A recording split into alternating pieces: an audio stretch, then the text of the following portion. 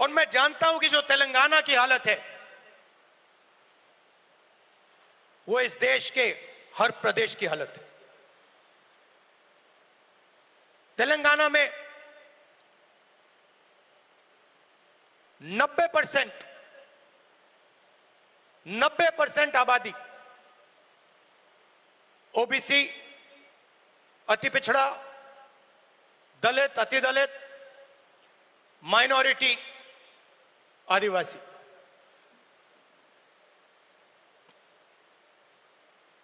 तेलंगाना का corporate sector देखिए, मालिकों की लिस्ट, सीईओज की लिस्ट, सीनियर मैनेजमेंट की लिस्ट, 90% में से आपको एक व्यक्ति नहीं मिलेगा।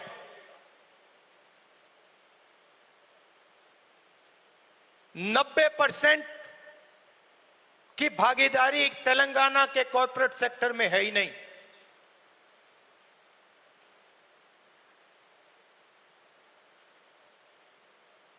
आजकल 21वीं सदी में मजदूर को गिग वर्कर कहा जाता है। वो घरों में खाना ले जाते हैं, घरों में खाना पकाते हैं, पिज्जा ले जाते हैं, अमेज़न की डिलीवरी ले जाते हैं, धूप में ले जाते हैं, सड़क पे मरते हैं। तेलंगाना में उनकी लिस्ट निकाली, सारे के सारे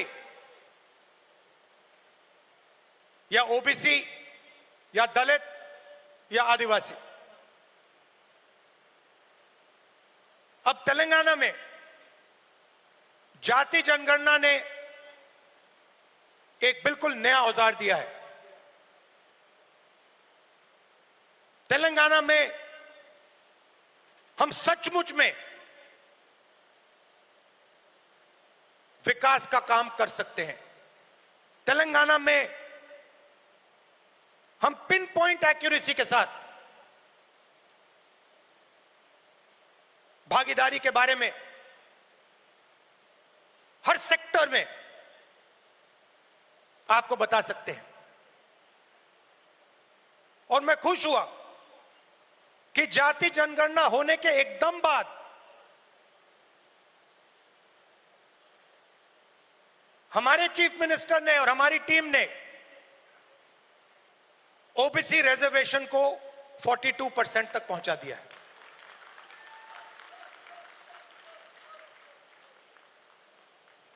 हम सुपर पावर की बात करते हैं, मगर जब धन की बात होती है, भागीदारी की बात होती है, कॉर्पोरेट इंडिया की बात होती है, चाहे प्राइवेट अस्पताल हो, प्राइवेट एजुकेशन सिस्टम हो, 90% उसमें है ही नहीं। मोदी जी 24 घंटा पिछले वर्ग की बात करते हैं, दलितों की बात करते हैं, आदिवासियों, वनवासियों की बात करते हैं। वो उनको वनवासी कहते हैं। मगर जब उनकी भागीदारी का सवाल आता है, जब उनके पार्टिसिपेशन का सवाल आता है, तो बीजेपी के लोग बिल्कुल चुप हो जाते हैं।